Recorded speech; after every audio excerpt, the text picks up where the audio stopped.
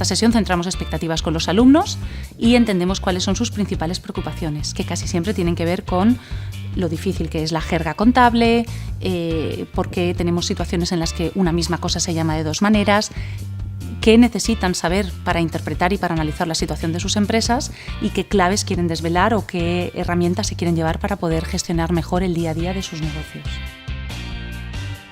En el análisis del balance, centrar a las principales magnitudes, a las principales masas patrimoniales, explicar la importancia también, digamos, de la proporción que tiene cada una de ellas. Sobre todo